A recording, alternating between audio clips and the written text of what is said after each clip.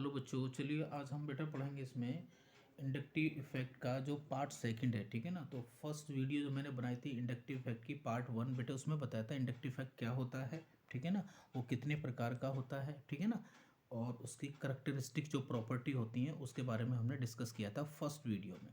तो ये चल रहा है जीओसी का पार्ट बेटा, जिसमें इलेक्ट्रॉनिक इफेक्ट पढ़ रहे हैं और उसमें हम पढ़ रहे हैं inductive effect, first electronic effect. ठीक है, तो जिसको इंडक्टिव इफेक्ट का फर्स्ट पार्ट देखना है बेटा, तो वो मेरी इंडक्टिव इफेक्ट फर्स्ट पार्ट डालिए, उसमें आ जाएगा। ठीक है, तो आज हम बात करेंगे इंडक्टिव इफेक्ट में बेटा पार्ट सेकंड। ठीक है ना, और पार्ट सेकंड में हम डिस्कस करेंगे नेगेटिव इंडक्टिव इफेक्ट के बारे में। फर्स्ट वीडियो में मैंने आपको बेटा बता दिया था किसके बारे में, पॉजिटिव इंडक्टिव इफेक्ट के बारे में। तो इस वीडियो में पढ़ेंगे हम नेगेटिव इंडक्टिव इफेक्ट के बारे में, क्या होता है बेटा, है ना। और इंडक्टिव इफेक्ट आपको पता ही है बेटा, किसी ग्रुप के द्वारा अगर कार्बन चेन के द्वारा किसी ग्रुप के द्वारा अगर कार्बन चेन से इलेक्ट्रॉनों को विड्रॉ करा जाता है या फिर डोनेट करा जाता है सिग्मा बॉन्ड के थ्रू। ठीक है ना, तो उसी को इंडक्टिव इफेक्ट कहते हैं। इसमें कौन से इलेक्ट्रॉनों का डिस्प्लेसमेंट होता है, सिग्मा इलेक्ट्रॉनों का डिस्प्लेसमेंट होता है बेटा। सैचुरेटेड सिस्टम में ये वाला ऑपरेट होता है। ये सारी बातें हम पिछली वाली वीडियो में डिस्कस कर चुके हैं बहुत बढ़िया तरीके से। ठीक है, चलिए आज हम डिस्कस करेंगे बेटा नेगेटिव इंडक्टिव इफेक्ट, जिसको हम कहते हैं माइनस आई। ठीक है ना, तो माइनस आई का मतलब होता है, इसमें हम पढ़ेंगे बेटा इलेक्ट्रॉन अट्रैक्टिंग ग्रुप या इलेक्ट्रॉन विड्रॉविंग ग्रुप के बारे में पढ़ेंगे। अब क्या होता है बेटा नेगेटिव इंडक्टिव इफेक्ट, क्या होता है देखो। नेगेटिव इंडक्टिव इफेक्ट का मतलब हो गया, मान लो ये कार्बन की चेन है, सैचुरेटेड सिस्टम है। ठीक है, ये वाला, और मान लो इस कार्बन की चेन में कोई क्या लग रहा है बेटा, ये ग्रुप लग रहा है आपका। ठीक है ना, एक कार्बन की चेन में क्या लग रहा है, ग्रुप लग रहा है। तो अगर ये ग्रुप क्या करता है, इन सिग्मा इलेक्ट्रॉनों को अपनी तरफ को अट्रैक्ट करता है। ठीक है ना, ये फर्स्ट कार्बन हो गया, ये आपका सेकंड कार्बन होगा, ये क्या होगा आपका थर्ड कार्बन हो गया। ठीक है, तो किसी ग्रुप के द्वारा कार्बन की चेन से सिग्मा इलेक्ट्रॉनों को अपनी तरफ को अट्रैक्ट करने की जो बेटा वो होती है टेंडेंसी, उसी को बोलते हैं हम क्या, नेगेटिव इंडक्टिव इफेक्ट।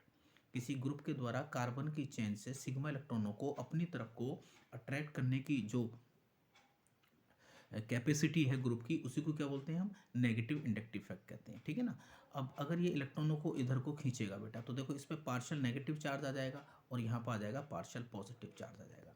मतलब मॉलिक्यूल में क्या चीज़ डेवलप होगी बेटा, पोलैरिटी डेवलप होगी। ठीक है ना, तो इसी प्रकार से सेकेंड कार्बन से भी इलेक्ट्रॉन इधर को विड्रॉ करेंगे, तो यहाँ पर आ जाएगा आपका पार्शियल पॉजिटिव, यहाँ भी क्या आ जाएगा बेटा, यहाँ भी डेल पॉजिटिव आ जाएगा। डेल का मतलब ये है, डेल जैसे बढ़ रहा है वैसे वैसे डिस्टेंस आपकी बढ़ रही है। तो अगर मैं कहता हूँ कि ये जो ग्रुप है बेटा, जो कार्बन की चेन से इलेक्ट्रॉनों को विड्रॉ कर रहा है, ठीक है ना, तो हम इसी को बोलते हैं नेगेटिव इंडक्टिव इफेक्ट, मतलब माइनस आई कहते हैं इसको। ठीक है ना, माइनस आई का मतलब इलेक्ट्रॉन विड्रॉविंग ग्रुप।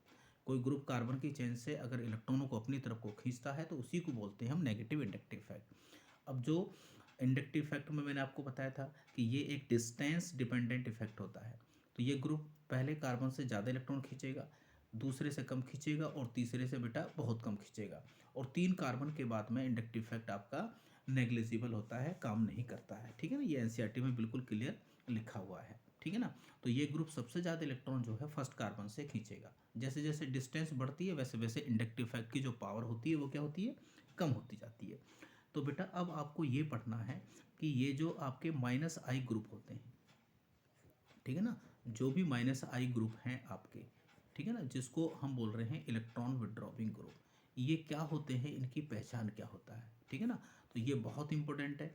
जब हम इंडक्टिव इफेक्ट के एप्लीकेशन पढ़ेंगे तो हमें माइनस आई ग्रुप की पहचान होनी चाहिए कि ये कौन कौन से ग्रुप होते हैं। तो मैंने शुरुआत में आपको बताया था इंडक्टिव इफेक्ट के जो की पॉइंट है वो होता है इलेक्ट्रोनेगेटिविटी। ठीक है ना, तो कुछ इलेक्ट्रोनेगेटिविटी जिस ग्रुप की, जिस एलिमेंट की ज़्यादा होगी, ठीक है ना, उसकी जो इलेक्ट्रॉन विड्रॉविंग पावर होगी, जो माइनस आई की जो पावर होगी वो ज़्यादा होगी। ठीक है ना, वो इलेक्ट्रॉनों को उतने ही बढ़िया तरीके से अट्रैक्ट करेगा।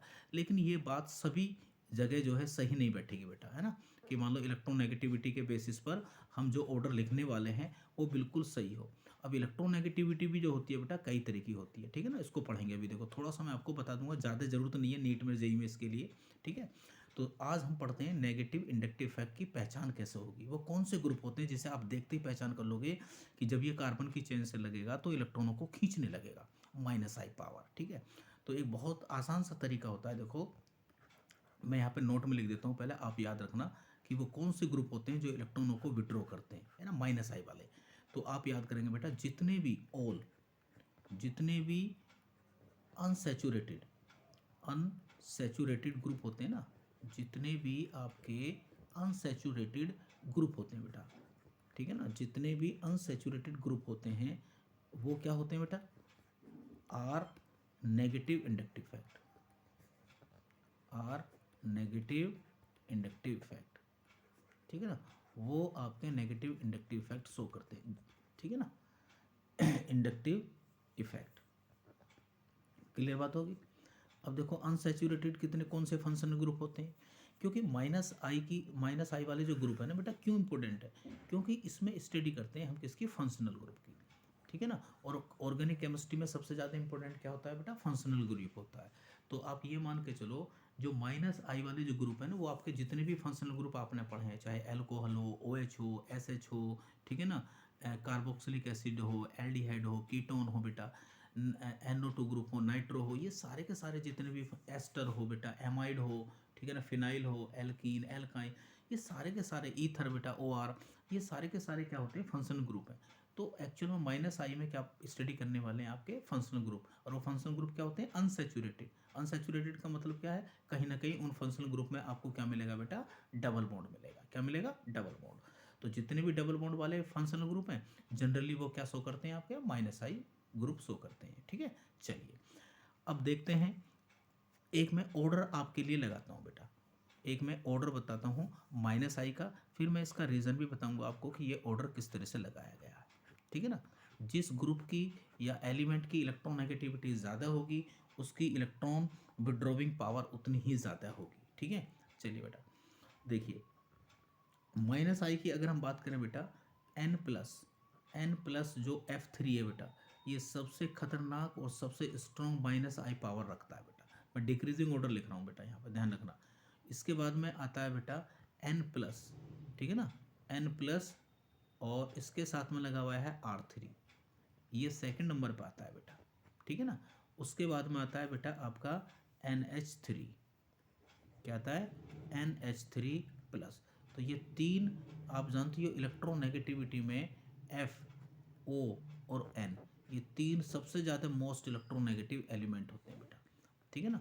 देखो ये जो ग्रुप है आपका, ये जो आपका ये की एलिमेंट है, इसको देखो, की एलिमेंट को देखो, ये नाइट्रोजन आपका थर्ड सबसे ज़्यादा मोस्ट इलेक्ट्रोनेगेटिव एलिमेंट है। और अगर किसी इलेक्ट्रोनेगेटिव एलिमेंट पे पॉजिटिव चार्ज आ जाए, तो पॉजिटिव चार्ज आने का मतलब है वहाँ पे इलेक्ट्रॉनों की डेफिशिएंसी और ज़्यादा हो गई है, तो उसकी इलेक्ट्रोनेगेटिविटी क्या होती है, और ज़्यादा बढ़ जाती है, ठीक है ना। तो यही कारण है हमारा कि ये जो ऑर्डर मैंने लगाया, ये इलेक्ट्रोनेगेटिविटी के बेसिस पर ही है। अब इलेक्ट्रोनेगेटिविटी कैसे कंसिडर करेंगे वो मैं भी आपको बताऊंगा, कि भाई यहाँ तो R है, और R तो इलेक्ट्रॉन डोनेटिंग ग्रुप होता है, तो यानी कि इसका जो माइनस आई है इस ग्रुप का, ठीक है ना, वो इससे ज़्यादा कैसा हो गया, ठीक है ना। तो यहाँ पे नाइट्रोजन है, यहाँ भी नाइट्रोजन है, यहाँ भी नाइट्रोजन है, तो नाइट्रोजन तो तीनों में कॉमन है, और पॉजिटिव चार्ज भी है। तो देखो F का कैसा होता है बेटा, यहाँ F का जो होता है, F के तीन लेंगे बेटा, यहाँ पे 3 होंगे ना। तो F जब नाइट्रोजन से जुड़ेगा तो F भी इलेक्ट्रॉन विड्रॉविंग होता है, बहुत हाईली इलेक्ट्रोनेगेटिव होता है। तो नाइट्रोजन से और इलेक्ट्रॉन खींच लेगा, तो यहाँ पॉजिटिव और बढ़ जाएगा बेटा। तो इस ग्रुप का माइनस आई जो होता है ना, सबसे ज़्यादा होता है। तो तीन तो ये हो गए बेटा नाइट्रोजन वाले, क्लियर है। अब देखिए इसके बाद में आता है बेटा NO2, क्या आता है, NO2। NO2 भी बहुत पावरफुल माइनस आई रखता है। उसके बाद आता है बेटा CN, कौन आता है, CN। और CN के बाद आता है बेटा CHO, एल्डिहाइड, कौन आता है, एल्डिहाइड। और एल्डिहाइड के बाद आता है बेटा आपका कीटोन, कौन आता है, कीटोन, ये R हो गया आपका, ठीक है ना। और बेटा कीटोन के बाद में आता है आपका कौन सा, COOH, कार्बोक्सिलिक एसिड। ये सब ऑर्डर है बेटा, ठीक है ना। उसके बाद में कौन आएगा बेटा, यहाँ पर आता है फिर आपका फ्लोरीन, उसके बाद क्लोरीन, उसके बाद ब्रोमीन, उसके बाद आयोडीन, ठीक है ना। और आयोडीन के बाद में कौन आता है बेटा, उसके बाद आता है आपका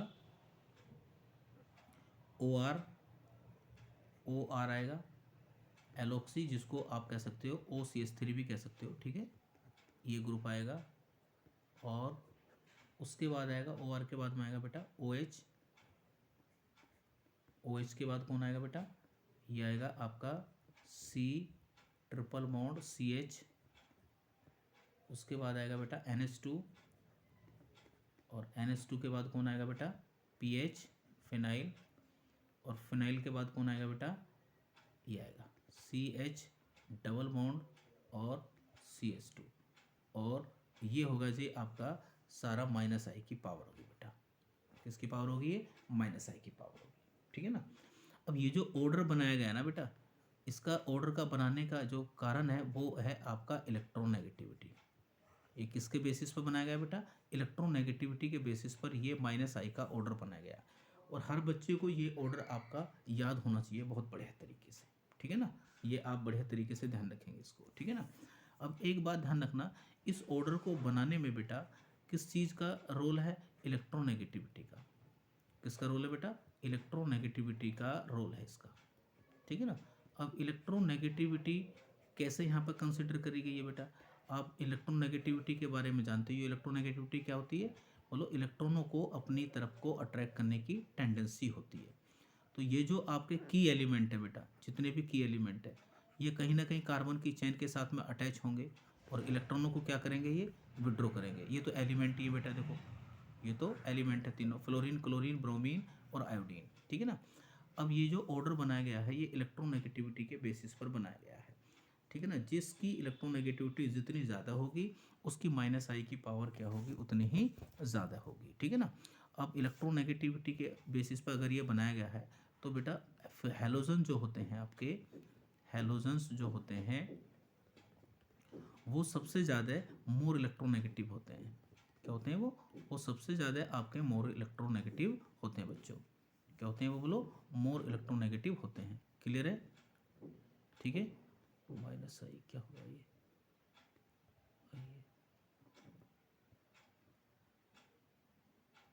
ये लीजिए, यहाँ थे आप बेटा।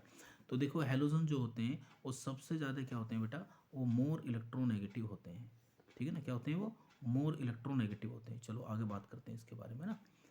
तो अगर ये ऑर्डर आपका नेगेटिविटी के बेसिस पर बनाया गया है बेटा, तो इलेक्ट्रोनेगेटिविटी तो सबसे ज़्यादा हैलोजन की होती है। तो हैलोजन को सबसे ज़्यादा इलेक्ट्रॉन विड्रॉ करने चाहिए थे। तो हैलोजन क्या होते हैं बेटा, सबसे ज़्यादा मोर इलेक्ट्रोनेगेटिव होते हैं, ठीक है ना।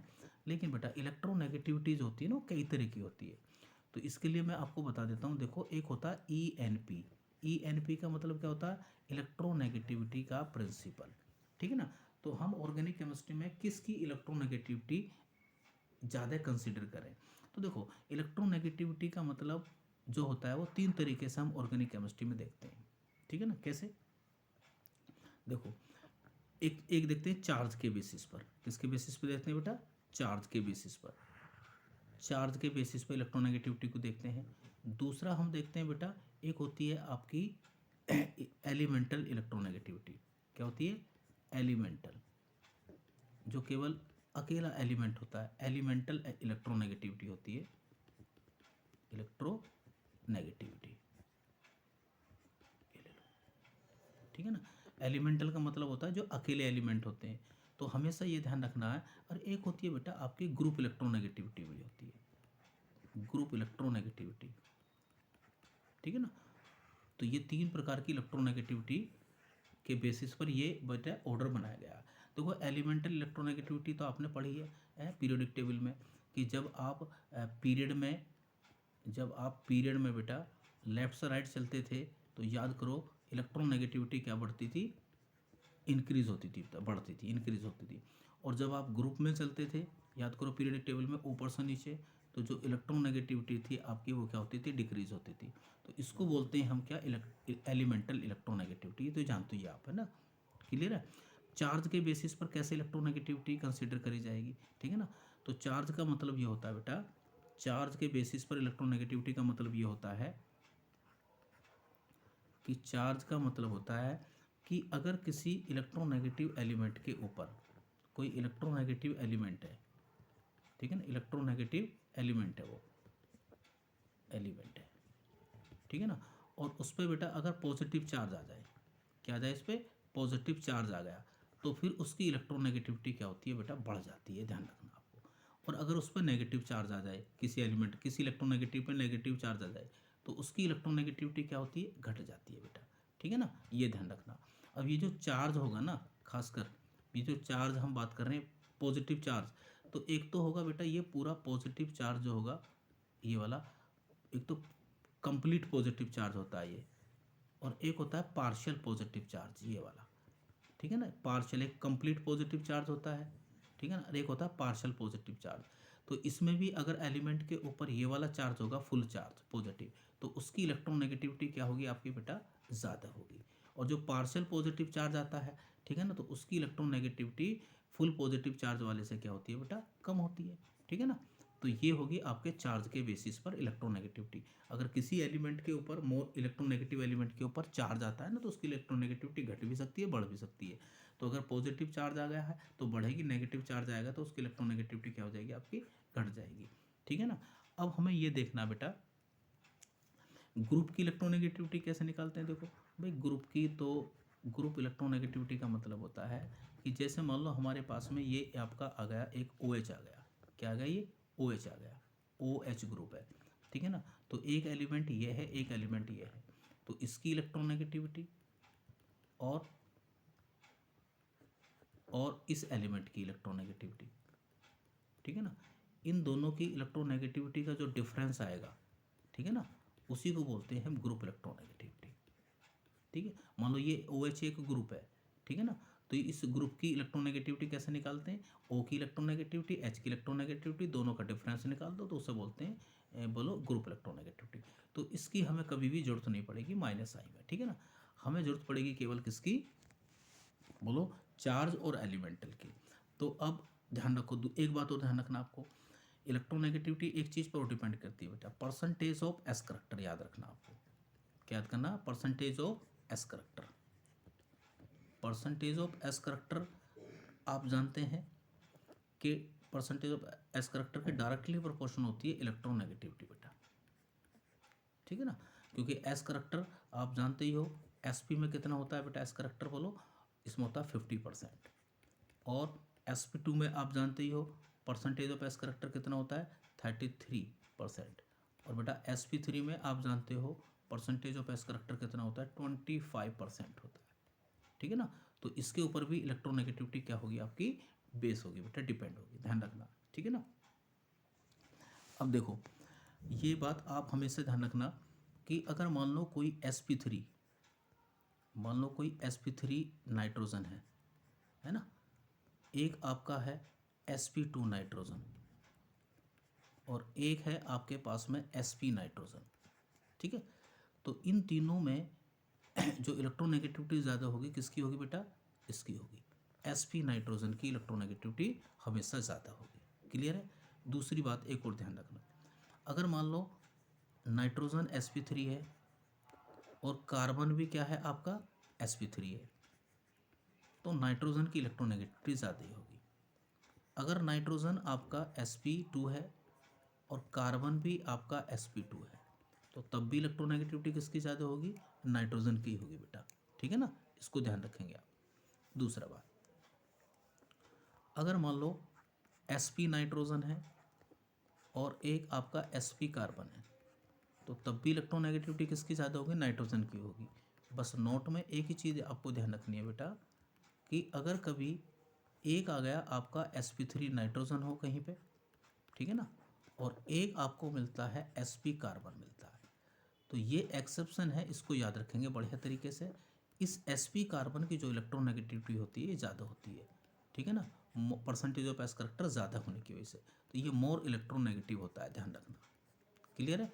बाकी नाइट्रोजन हो, ऑक्सीजन हो, ठीक है ना, उनकी इलेक्ट्रोनेगेटिविटी हमेशा कार्बन से ज़्यादा होगी, लेकिन एक कंडीशन ऐसी है जिसमें अगर sp कार्बन है तो उसकी इलेक्ट्रोनेगेटिविटी आपकी ज़्यादा होगी। ठीक है ना, ये बात आप ध्यान रखेंगे। क्लियर है। अब ये जो माइनस आई का ऑर्डर हमने बनाया था पीछे, देखिए ये जो माइनस आई का ऑर्डर हमने बनाया है पीछे, ये किसके बेसिस पर है, ये इसी इलेक्ट्रोनेगेटिविटी के बेसिस पर ऑर्डर बनाया गया है। ठीक है ना, इलेक्ट्रोनेगेटिविटी के बेसिस पर। ठीक है, अब जो इलेक्ट्रोनेगेटिविटी का जो ऑर्डर बनाया है उसमें कौन सी इलेक्ट्रोनेगेटिविटी ज़्यादा होती है, देखो जिस पर पॉजिटिव चार्ज होता है ना, पॉजिटिव चार्ज अगर जिसके पास है तो उसकी इलेक्ट्रोनेगेटिविटी सबसे ज़्यादा होगी। उसके बाद में कौन सा होता है, जिस पे पार्शियल पॉजिटिव चार्ज होता है, ठीक है ना, उसकी इलेक्ट्रोनेगेटिविटी ज़्यादा होती है। उसके बाद में जो एलिमेंटल होते हैं, क्या होते हैं, जो एलिमेंटल होते हैं ना, एलिमेंटल इलेक्ट्रोनेगेटिविटी, जैसे फ्लोरीन है, क्लोरीन है, इस प्रकार से फिर इनका नंबर आता है, ध्यान रखना।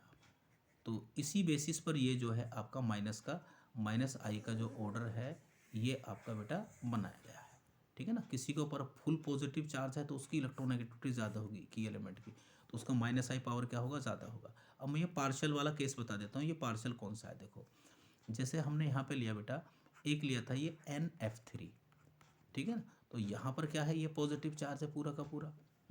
और एक हमारे पास है, मान लो यहाँ पर ये है CHO, यहाँ पर क्या है, ये CHO। तो आपसे पूछेगा बेटा यहाँ पर क्वेश्चन वो कि बताओ किसका माइनस आई पावर बतानी है आपको, क्या बतानी है, माइनस आई की क्या बतानी है, स्ट्रेंथ बतानी है, दोनों में किसकी ज़्यादा होगी। तो जो सीक्वेंस आपको बताया है वो सीक्वेंस आप याद रखेंगे कि अगर किसी के ऊपर पॉजिटिव चार्ज होता है तो उसकी माइनस आई सबसे ज़्यादा होगी, ठीक है ना। ये दोनों ग्रुप हैं।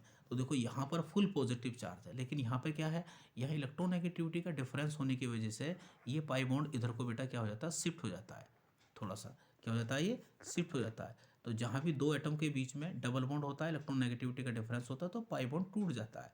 तो टूटने से क्या होगा, यहाँ पर इस कार्बन के ऊपर पार्शियल पॉजिटिव आ जाएगा और इस ऑक्सीजन पे क्या आ जाएगा, पार्शियल नेगेटिव आ जाएगा, और यहाँ रहेगा ये वाला H। तो जिस भी कार्बन के चैन के साथ में यही तो जुड़ेगा ना आपका, यही की एलिमेंट है। तो देखो यहाँ पर नाइट्रोजन पे फुल पॉजिटिव चार्ज है और साथ में तीन जो हैं आपके क्या लग रहे हैं बेटा, तीन मोर इलेक्ट्रोनेगेटिव एलिमेंट लगे हुए हैं। फ्लोरीन तो बहुत ज़्यादा इलेक्ट्रोनेगेटिव है, तो ये भी क्या करेगा बेटा, फ्लोरीन भी इलेक्ट्रॉनों को इधर को खींचेगा, ठीक है ना। तो यहाँ पर ये जो पॉजिटिव चार्ज है ये और बढ़ जाएगा बेटा, ठीक है ना। यहाँ पे पार्शियल पॉजिटिव है, यहाँ पे फुल पॉजिटिव चार्ज है, प्लस 3 माइनस आई वाले और ग्रुप लग रहे हैं यहाँ पे, मोर इलेक्ट्रोनेगेटिव वाले। तो इसकी माइनस आई पावर जो है, इलेक्ट्रॉन विड्रॉपिंग पावर क्या होगी, ज़्यादा होगी। तो अब आप समझ गए कि पॉजिटिव और आंशिक पॉजिटिव में क्या मतलब होता है, ठीक है ना। उसके बाद में अगर आपसे कोई ये क्वेश्चन पूछता है कि एक हमारे पास क्या है, NH3 है, एक हमारे पास NH3 है, ठीक है ना, एक हमारे पास क्या है, मान लो NF3 है, ये आ गया, क्लियर है। और एक हमारे पास क्या है, NO2 है, क्या है, NO2 है। उसके बाद में क्या है, एक हमारे पास है CHO या CHO मान लो, ये वाला। तो अब बताओ इसमें किसका माइनस आई ज़्यादा होगा, आपको पता है इसका होगा। उसके बाद किसका होगा, इसका होगा बेटा, और फिर किसका होगा, इसका होगा। क्लियर बात है ना, याद रखो इसको। तो यहाँ भी फुल पॉजिटिव चार्ज होता है ये, यहाँ पे क्या है, पार्शियल, यह क्या है, पार्शियल नेगेटिव है, ठीक है ना। तो ये आपका ऑर्डर हमेशा ध्यान रखेंगे आप, क्लियर बात होगी ना। चलिए, यहाँ भी पार्शियल होता है, ठीक है ना, ये भी पार्शियली रहता है। तो अब ऑर्डर आप निकाल लोगे, देखो NH3 प्लस NF3 प्लस सबसे पहले आएगा, उसके बाद में आएगा NH3, उसके बाद कौन आएगा बेटा, NO2, उसके बाद कौन आएगा आपका, बोलो, उसके बाद आएगा CHO। तो ये जो ऑर्डर है ना, इस ऑर्डर को आप याद कर लीजिए कि ये ऑर्डर किसके बेसिस पर है, ये इलेक्ट्रोनेगेटिविटी के बेसिस पर ऑर्डर बनाया गया है। इलेक्ट्रोनेगेटिविटी किसकी ज़्यादा होती है, जिसके ऊपर पॉजिटिव चार्ज होता है ज़्यादा है, उसकी इलेक्ट्रोनेगेटिविटी ज़्यादा होती है। फिर पार्शियल वाला होता है, उसके बाद में फिर हम देखते हैं बेटा क्या, बोलो, उसके बाद में देखते हैं क्या, एलिमेंटल इलेक्ट्रोनेगेटिविटी। क्लियर है। अब एक बात और ध्यान रखो बेटा, होता क्या है, अगर कोई आपसे पूछे कि भाई एक था हमारे पास में क्या, ये एक NR3 है प्लस, और यहाँ पर क्या आ गया बेटा, ये आ गया हमारे पास में NH3 प्लस। तो यहाँ भी की एलिमेंट के ऊपर पॉजिटिव है, यहाँ भी की एलिमेंट के ऊपर पॉजिटिव है। तो होता क्या है कि ये R का तो कैसा काम होता है बेटा, ये तो इलेक्ट्रॉन डोनेट करेगा, है ना, लेकिन ऐसा नहीं है। होता ये है, ये देखो, होता ये जो R है आपका बेटा, ठीक है ना, ये जो R है ना, ये जो R दिखाई दे रहा है, ये एक बल्कि ग्रुप है। कैसा ग्रुप है, ये बल्कि ग्रुप है। ये कैसा ग्रुप है, बल्कि ग्रुप। और ये जो H लगे हुए हैं यहाँ पे बेटा, ये कैसे हैं, ये स्मॉल एलिमेंट है, ये तो स्मॉल एलिमेंट है, छोटे हैं ना, ठीक है ना, ये स्मॉल एलिमेंट है बेटा। तो आपके दिमाग में ये सवाल आ सकता है कि सर इसका माइनस आई हमने ज़्यादा बताया है, जबकि होना चाहिए था इसका, क्यों, क्योंकि आर तो इलेक्ट्रॉन डोनेट करेगा तो पॉजिटिव को कम कर देगा, तो इसकी माइनस आई की पावर क्या हो जाएगी, ज़्यादा हो जाएगी, ठीक है ना, माइनस आई की पावर क्या हो जाएगी, कम हो जाएगी, इसकी ज़्यादा होनी चाहिए। लेकिन होता ये है कि एक तरह की इलेक्ट्रोनेगेटिविटी और होती है बेटा, ठीक है ना, वो क्या होती है, मॉडिफाइड इलेक्ट्रोनेगेटिविटी। ये जो की एलिमेंट होता है ना, ये जो की एलिमेंट दिखाई दे रहा है आपको, की एलिमेंट, ठीक है ना, ये जो की एलिमेंट आपको दिखाई दे रहा है, ठीक है ना, ये की एलिमेंट अगर आपका बेटा सेकंड पीरियड का है, किसका, ये सेकंड पीरियड का है, और उसके ऊपर sp3 हाइब्रिडाइजेशन है, क्या उसके ऊपर sp3 हाइब्रिडाइजेशन है, ठीक है ना, ठीक है ना। तो एक कंसेप्ट लगता है बेटा, वो लगता है मॉडिफाइड इलेक्ट्रोनेगेटिविटी। मतलब अगर मैं कोई कार्बन की चेन लेता हूँ बेटा, क्या लेता हूँ, कोई कार्बन की चेन लेता हूँ, और उसमें मैंने लगा दिया क्या बेटा, ये R3 लगा दिया, ठीक है ना, यहाँ पे क्या था, ये पॉजिटिव चार्ज था। तो होता ये है कि जैसे ही ये ग्रुप बेटा किसी कार्बन की चेन में लगेगा, तो आप जानते ही हैं, देखो ये भी क्या है, कार्बन की चेन एक बल की है, ये भी क्या है, एक आपकी बल की है, ठीक है ना, और ये भी क्या है आपस में, ये भी जो R3 है, ये भी क्या है बेटा, आपका बल की है, ठीक है ना। तो बल की होने की वजह से क्या होगा, ठीक है ना, इनके बीच में क्या काम करेगा, रिपल्शन काम करेगा बेटा, क्या काम करेगा, रिपल्शन काम करेगा, ठीक है ना, एक स्टेरिक रिपल्शन काम करेगा। और उस रिपल्शन की वजह से क्या होता है, इसमें बेटा परसेंटेज ऑफ एस करेक्टर क्या होगा, बढ़ जाएगा। परसेंटेज ऑफ एस करेक्टर का बढ़ने का मतलब होता है कि इनके बीच का जो थीटा था ना बेटा, वो जो बॉन्ड एंगल था, ठीक है ना, वो बढ़ जाएगा। और अगर बॉन्ड एंगल बढ़ता है बेटा, तो बॉन्ड एंगल बढ़ने से क्या होता है, परसेंटेज ऑफ एस करेक्टर बेटा आपका बढ़ता है। परसेंटेज ऑफ एस करेक्टर बढ़ेगा तो बेटा इलेक्ट्रोनेगेटिविटी बढ़ जाएगी, किसकी, इस की एलिमेंट की इलेक्ट्रोनेगेटिविटी बढ़ जाएगी, ठीक है ना। तो इलेक्ट्रोनेगेटिविटी का जो प्रिंसिपल होता है, जो ईएनपी रूल मैंने आपको बताया था, इलेक्ट्रोनेगेटिविटी तीन प्रकार से होती है। एक बताई थी पॉजिटिव चार्ज, दूसरा किसके द्वारा बेटा, पार्शियल पॉजिटिव चार्ज, एक एलिमेंटरी इलेक्ट्रोनेगेटिविटी, और एक होती है बेटा कौन सी, बोलो, जो किस पे डिपेंड करती है, बॉन्ड एंगल के द्वारा। तो बॉन्ड एंगल ये बढ़ जाएगा बेटा, लेकिन ध्यान रखना है, ये जो की एलिमेंट है, ठीक है ना, ये जो की एलिमेंट है बेटा, ये कौन सा होना चाहिए, सेकंड पीरियड का होना चाहिए, और sp3 होना चाहिए, ठीक है ना। तो ये ग्रुप जब भी कार्बन की चेन से लगेगा बेटा, तो इन दोनों आर में और इस वाले कार्बन की चेन में क्या हो जाएगा, रिपल्शन हो जाएगा, थीटा बढ़ जाएगा। और थीटा बढ़ने से क्या होगा बेटा, ये जो की एलिमेंट है ना, इसकी इलेक्ट्रोनेगेटिविटी बढ़ जाएगी, ठीक है ना। और जब इसकी इलेक्ट्रोनेगेटिविटी बढ़ जाएगी, तो इलेक्ट्रोनेगेटिविटी बढ़ने से क्या हो गया, इसकी माइनस आई की पावर क्या हो जाएगी, बढ़ जाएगी, ठीक है ना। ये आपको ध्यान रखना है बेटा, क्लियर है। तो यही कारण है कि N+R3 की जो माइनस आई पावर होती है, वो NH3 से ज़्यादा होती है, ठीक है ना। तो कभी कभी कार्बन की चेन में लगने के बाद में जो है बेटा, जो की एलिमेंट होता है उसकी इलेक्ट्रोनेगेटिविटी बढ़ जाती है, उसी को बोलते हैं मॉडिफाइड इलेक्ट्रोनेगेटिविटी, ठीक है ना।